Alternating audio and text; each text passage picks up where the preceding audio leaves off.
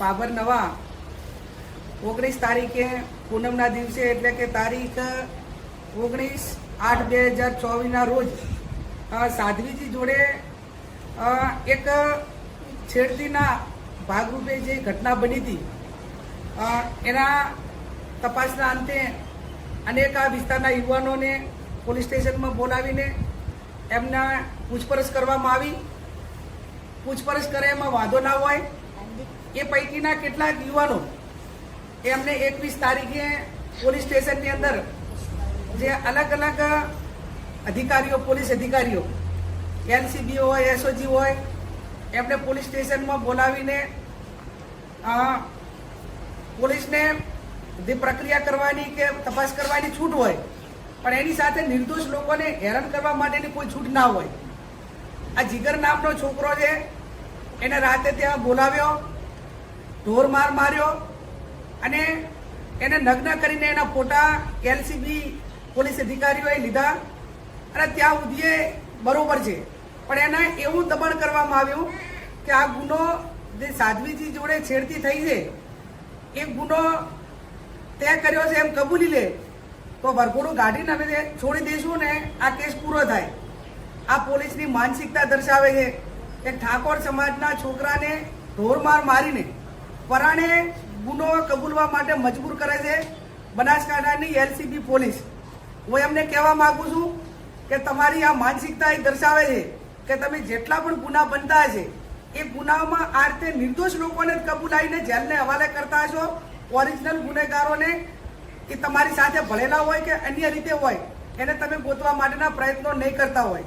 ત્યારે આ જીગરનો પરિવાર એ જગદીશભાઈનો પરિવાર આખો ભયભીત હતો.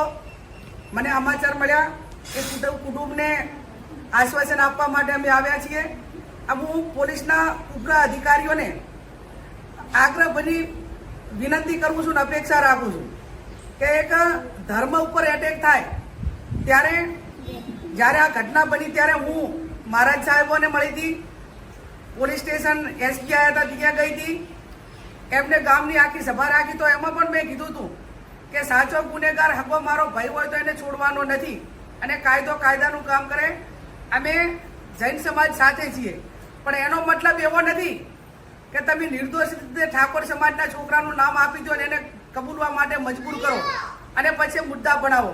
ત્યારે આવા અધિકારીઓને જે સાધ્વીજીની સાથે જે ઘટના બની એના ગુનેગારોને પકડવાને બદલે ઓરિજિનલ ગુનેગારોને પકડવાને બદલે આવા નિર્દોષ લોકોને ખોટી રીતે હેરાન કરી રહ્યા છે અને એમને આજીવન અને એક આખા સમાજને બદનામ કરવા માટેનું કામ કરી રહ્યા છે. તો એ જે અધિકારીએ કીધું છે આ દીકરાને દબાણપૂર્વક એની પાછળ કાર્યવાહી થવી જોઈએ અને એને સસ્પેન્ડ કરવો જોઈએ જેથી કરીને નિર્દોષ લોકો જેલના હવાલે ના થાય. અને આ બાબતમાં હું પોતે જે ઘટના બની એનાથી પહેલા દિવસથી કરીને અમે બધા દુઃખી છીએ. આ બાબરની બદનામી છે અને એક ધર્મ ઉપર જ્યારે આવું એટેક થતું હોય ત્યારે હરકીસ એક મહિલા તરીકે એક એના આગેવાન તરીકે એ ગુનેગારને ક્યારે છાવરવાનું અમારા મગજમાં કે ક્યારે અમારા વિચારધારામાં કે અમારી કોઈ દાડો એ ટાઈપની માનસિકતા પણ ના હોય. ત્યારે આ બાબતમાં જે ગુનો વહેલામાં વહેલો ઉકેલાય, સાધ્વીજીને અને જૈન સમાજને ન્યાય મળે અને આવા જે વિકૃત પોલીસ માનસિકતા ધરાવતા બધા જ પોલીસવાળા એવા છે એ હું કહેવાનો મારો કોઈ અર્થ નથી પણ આવા પોલીસ અધિકારીઓ કે એનો સ્ટાફ હોય એને પોતાને એની સામે કાર્યવાહી થઈને આ કાર્યવાહી કરે એ હું એમની પાસે અપેક્ષા રાખું. જો 21 તારીખે મને પોલીસ સ્ટેશનમાં લઈ ગયા હતા અને મને પૂછપરછ કરી એટલે હું થોડો ગભરાઈ ગયો હતો. તે બદલ પછી મને માર માર્યો, પછી મને હાથ ઊંચા રખાયા હતા. ગુનો કબૂલ કરવા માટે કર્યું કે ગુનો કબૂલ કરી લે પહેલાં કીધું હતું પણ મેં ના પાડી. કપડાં ઘડાઈને મારા ફોટા પાડ્યા હતા અને સાથી ઉપર તોલું છોડી દીધી.